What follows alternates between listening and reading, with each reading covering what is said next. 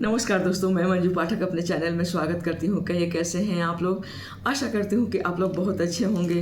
तो चलिए आज हम इस वीडियो में जानेंगे कि 2026 में नाग पंचमी कब पड़ रहा है।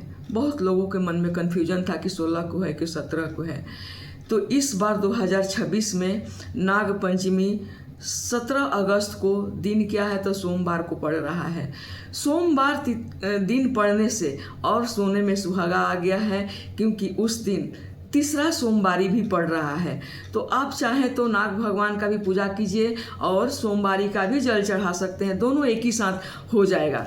तो हम सबके लिए आसान भी है और मंदिर तो भगवान करे कि रोज़ ही हम जाएं, तो कोई मन में इधर उधर भाव नहीं है। चलो गए तो नाग पंचमी, नाग देवता का भी पूजा हो गया, शंकर भगवान का भी पूजा हो गया, और वो भी तो शंकरे का भगवान का गण लोग हैं, लेकिन सब दोनों एक ही बार हो गया। तो 17 अगस्त दिन क्या है, सोमवार के दिन पड़ रहा है। अब आता है दोस्तों कि हमारे बिहार यूपी में नाग पंचमी किस दिन मनाया जाता है। तो नाग पंचमी शुक्ल पक्ष के हम पंचमी तिथि को मनाते हैं।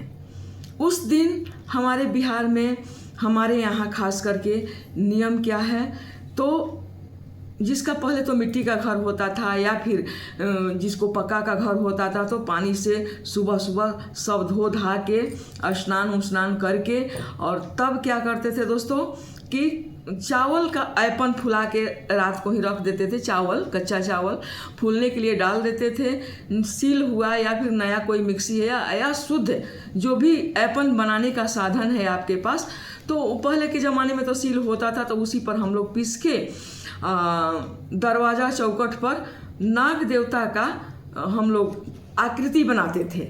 दोनों साइड, दोनों दरवाज़ा के मेन गेट पे या पूजा के जहाँ आप स्थान बनाए हैं वहाँ भी 5-5 करके नाग देवता का हम लोग माने आकृति बनाते थे। वो ऐपन से पहले उसको ये कर लेते हैं, घेर लेंगे। लिपना बोलते हैं, पड़ोना बोलते हैं। जैसे कहीं कहीं चंदन से भी पड़ोरा जाता है, कहीं कहीं गोबर से भी लिप के उस पर बनाया जाता है आकृति। तो हमारे यहाँ चावल का भिगो देते हैं, चावल भिगो के और उसको सील या किसी शुद्ध चीज़ पर पीस के ऐपन बना लेते हैं। गीला ही चावल ऐपन बना के, और जहाँ दरवाज़ा के मेन गेट पे उसको गरुड़ माने नाग देवता का आकृति बनाते हैं 5-5 ठो।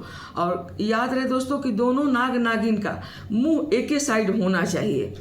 और वहाँ क्या करते हैं कि पहले घी से 5 बार ऐसे बना लेंगे नाग देवता का।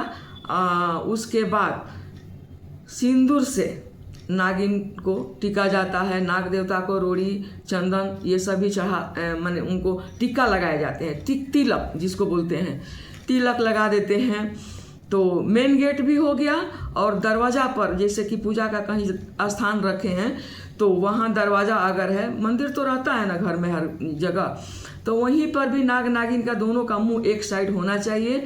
और दोनों का मुंह एक साइड होके नाग नागिन आप पहले घी से बनाइए, उसके बाद में सिंदूर से चंदन से टीका आप लगा दीजिए, तिलक लगा दीजिए।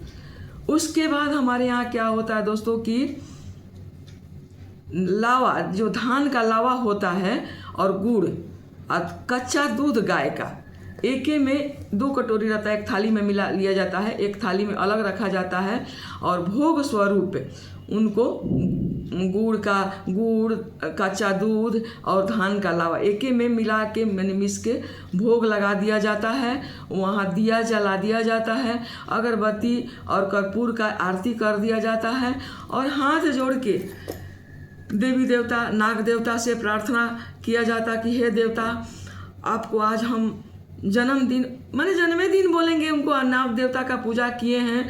हमारे बाल बच्चे, पति जहाँ कहीं भी हैं, उनको हर संकट से दूर करना और अपना जो विष है आप अपने से हर जगह सुरक्षा उनको प्रदान करना प्रभु। इसीलिए हम हर साल आपका पूजा करते हैं, और कि हमारे परिवार जहाँ कहीं भी हैं उन पर आपका आशीर्वाद सदा बना रहे। तो ऐसा घर में होता है।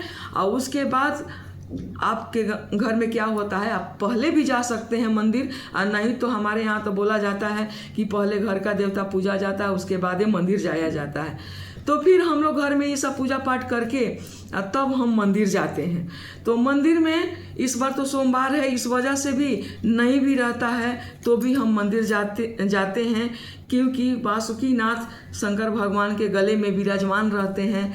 तो वहाँ भी हम दूध लावा उनको चढ़ाते हैं और गुड़ का भोग लगाते हैं। वहाँ भी हम पूजा पाठ करके, हमारे यहाँ ऐसे ही होता है, पूजा पाठ करके भगवान से आशीर्वाद लेके और तब हम घर आते हैं। और दोस्तों उस दिन किसी किसी के गांव में चाहे तो खीर पूरी बना के भी खाया जाता है। हमारे यहाँ हम नहीं खाते हैं, और बाल बच्चा स्कूल ट्यूशन कॉलेज जाने वाले हैं, ड्यूटी जाने वाले हैं, तो सादा कुछ भोजन बना के उनको हम दे दिए। नहीं तो हम फास्टिंग रह जाते हैं। शाम के टाइम में 4 बजे के बाद आप खाना बना के, सात्विक भोजन बना के, खीर पूरी तो नहीं बनाते हैं, क्योंकि नवमी पूजा होता है हमारे यहाँ, कढ़ाई नहीं चढ़ता है। जब तक माता रानी का पूजाई नहीं होता है तो हमारे यहाँ कढ़ाई में पूरी वगैरह या पुआ वगैरह नहीं तलते हैं।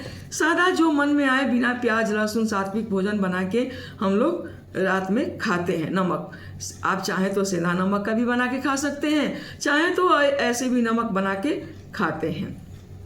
तो हमारे यहाँ का तो यही परंपरा है दोस्तों। आपके घर में क्या होता है आप लोग अपना देखिएगा। हम ऐसे ही करते हैं और कृपा करते हैं, अच्छा मैंने आशा करते हैं कि हमारा बात आप लोगों को थोड़ा भी समझ में आया होगा। तो कमेंट सेक्शन में जय ओम नमः शिवाय ज़रूर लिखिए। और अब आ रहा है रामनवमी का पूजा। रामनवमी माता रानी का ही होता है, एक चैत में होता है और ये सावन में भी पूजा जाता है। और उसके बाद किसी किसी के घर में पूर्णिमा का भी, पंडकौआ जिसको बोलते हैं, वो भी पूजा होता है। अब आइए दोस्तों आपको पूजा का तिथि बताते हैं। तो पूजा का तिथि क्या है, तो सुबह 6:05 से लेकर 8:40 तक पूजा आप कर सकते हैं सुबह में। और दूसरा, अगर किसी कारणवश कोई बाहर उहर है, नहीं कर पाए हैं, तो शाम को 5:58 से लेकर 7:30 तक आप पूजा कर सकते हैं, वो चाहे घर हो या मंदिर हो। तो उम्मीद करते हैं दोस्तों कि मेरा बात समझ में आया होगा। देखिए, लाइक कीजिए, सब्सक्राइब कीजिए, और इससे मेरा हिम्मत मिलता है। बहुत बहुत धन्यवाद और सभी को